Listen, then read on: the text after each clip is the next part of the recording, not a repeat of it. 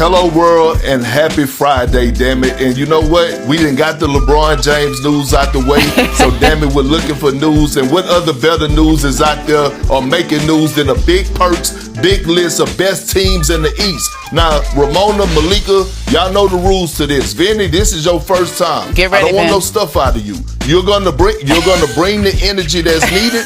Otherwise, you will not be invited back. But I'm gonna crank it off. Coming in at number 5. Bam! Put it up there, damn it. Whoa.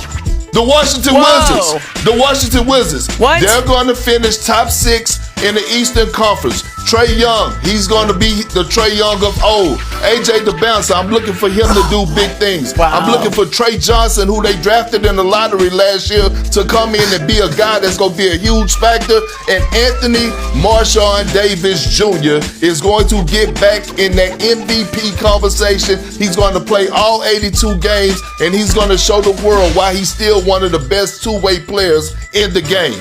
Vinny, I need your energy right now at number 4. Bring it, dog. I know you got the shades on, but don't be cool in this segment. Bam! Number 4, nigga. Say bam. There you go. Now, hey, you get one warning, all right? One warning. The Miami Heat. Damn it, they got Giannis. They got Bam. They got Davion Mitchell. They got Andrew Wiggins. You know what that tells me? They got defense. That I believe that they're going to be one of the best defensive squads in the NBA, and being one of those, you're going to win games in the 82 game regular season, but that's also going to make you have success to get to the postseason and thrive in the postseason. Ramona, where you at? I need your energy. The same way that you be breaking and talking about the WNBA right now. Break it right now. I actually like that. Did you like it? I actually like that. The Atlanta Hawks. And you like this pick too. I know you did. Listen, they filled in a lot of gaps. They made some noise last year. Jalen Johnson is going to be better. They re-signed C.J. McCollum, Nickeil Alexander-Walker. He's, you know what we saw him do, reigning most improved player of the year. And then they added Lou Dort. More depth at the wing position, well coached. This team is going to be a force to be reckoned with in the Eastern Conference. I got them at number 3. Malika, where you at, girl? I need your energy. This is one of your more wild lists. All right, with that type of perk energy, bam! There we go. Put it up there. The defending champs, Number 2. the New York Knicks. You know why they're at number 2?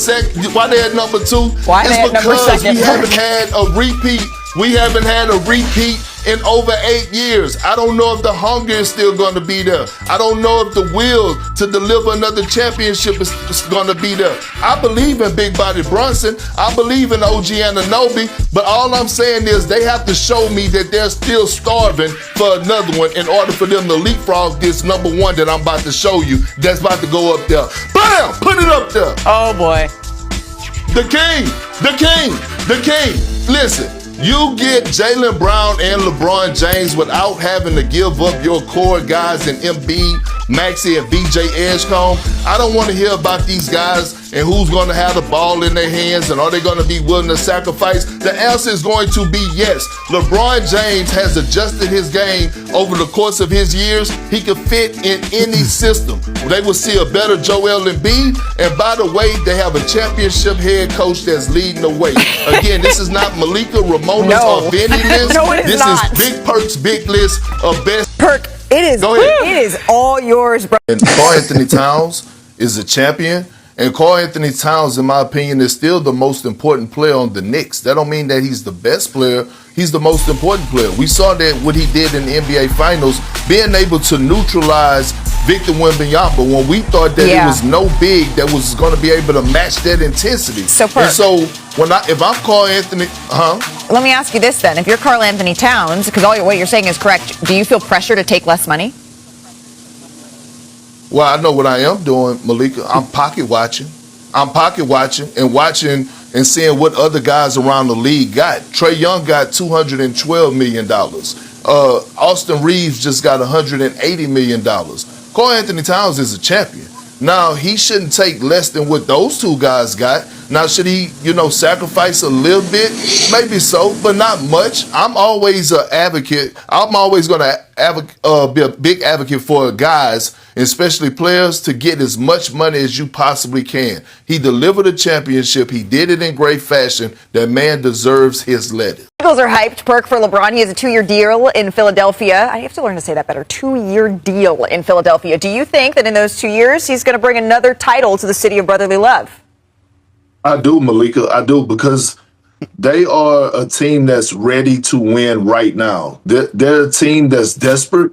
It's a team that's playing that has a lot of guys that are playing with chips on their shoulders. And so when you think about Jaylen Brown and you think about what he's going to do this year, like Tyrese Maxey is ready to be that guy, right? Tyrese Maxey is ready to have his name mentioned as one of the best point guards in the game. They have a championship coach in Nick Nurse, and Rich Paul said it best. Like, Philadelphia is going to give LeBron James new life. Being in the locker room with Tyrese Maxey is going to bring him new energy, and that energy is going to carry on to the basketball floor. I believe he's going to win the championship in the next 2 years with this team. What's the reaction to the state of the Warriors, where they currently are?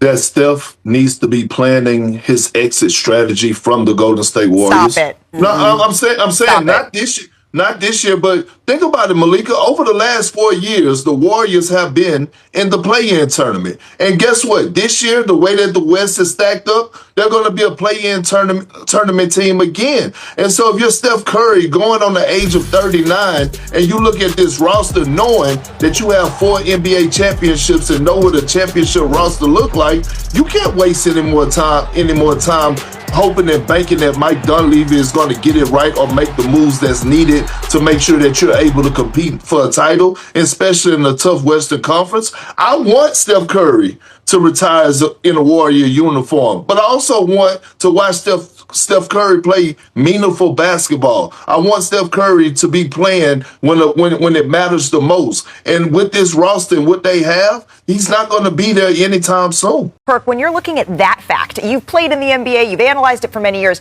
I've never seen something quite like this. How could this process, then the way it plays out, maybe shape the way that this season starts? Well, look, let me say this. If I'm the Toronto Raptors, I'm finding a way to get up out of this deal. I'm finding a way to back out. I want out. I don't want to even be involved with this no more. I don't even want to think about having Kawhi Leonard in a uniform, because now all of a sudden, say if this lingers on and they get closer to the season, and I understand Rich Paul is talking about Brandon Ingram understands it's a business, but we're talking about real human beings here. We're talking about Brandon Ingram and Grady Dick, who was a crucial part of the Raptors' success last year as far as them being relevant again and making it to the postseason. If I'm the Raptors, I want to call this trade off. I want to call my 2 key rotation guys back in, and I want to start healing those wounds right now so that when I get to training camp, I don't have to deal with that. I don't have to worry about if a guy's going to be disgruntled. We saw the effect when it happened to Dalton Connect with the Los Angeles Lakers. Yeah. He wasn't right when he hasn't been right since. I want to start with you, Baxter, here, because you have some lengthy new reporting on up to the minute what is happening with this investigation. So let's just start there with the timeline. How much longer could this continue on? Well, it could go well into 2027. And part of that is because if you look at the collective bargaining agreement, it basically lays out the process for this, which could include arbitration. It could also include an appeals panel. There's several different parties that are coming to the table. It's not as simple as the NBA basically finding evidence and rendering punishment or not. There's a lot of different steps that have to play out from here and there, or from now until then. And different sources I've talked to have said, given all those steps, they have a hard time seeing full resolution being reached before the start of the season. Okay, so if full resolution, Ramona, is not reached before the start of the season and could continue into next calendar year, does that open up the possibility that Kawhi Leonard could be on the Clippers to start the season? Yes.